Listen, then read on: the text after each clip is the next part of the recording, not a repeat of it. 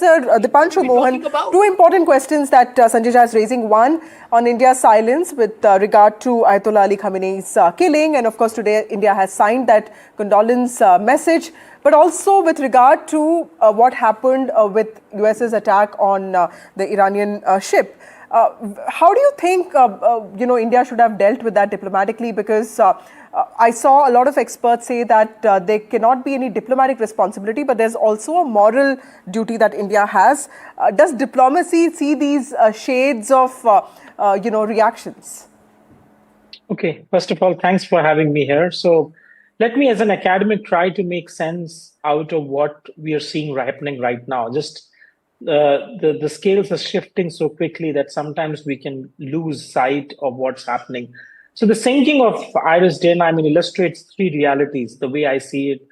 The Indian Ocean, apart from just sharing India's name, is not India's sovereign domain. It is a contested global common, right, as much of the international waters are.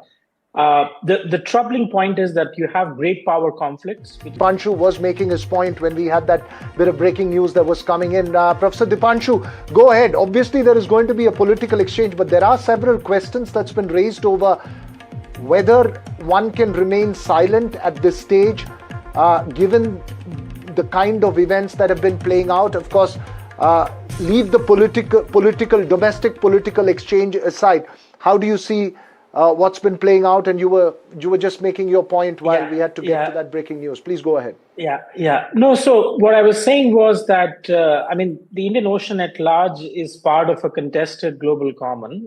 You have great power rivalries and conflicts. The way we have seen this particular conflict escalate is that it has been mostly regionalized, but you see evidence of, with this sinking of Iris Dana, an evidence of spilling over of a conflict to maritime trade corridors, which is very close to South Asia. And that is where India's challenge is in managing an episode of escalation without being seen, projected, or in any case drawn into the great sort of power warfare, which you would see happening at this point of time. So, of course, for international law, India cannot be legally or operationally responsible for the incident. But geopolitically, what you have to see is that there are three key areas that would be asked for India's own security strategic interest. And I would probably say that it is best that there are these three areas where India capitalizes much of its efforts.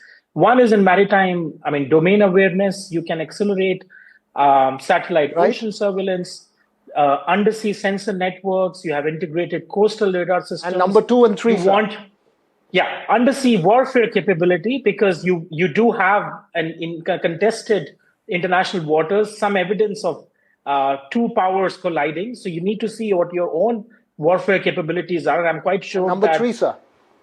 Regional security architecture, I would see that you need greater coordination with Sri Lanka, Maldives, and Mauritius. All three countries, you need deeper coordination with them. Sri Lanka is one clear which is there. But one of the disappointing aspects was on humanitarian support. You could have expected India to do and offer more. At least there could have been something which would have been offered.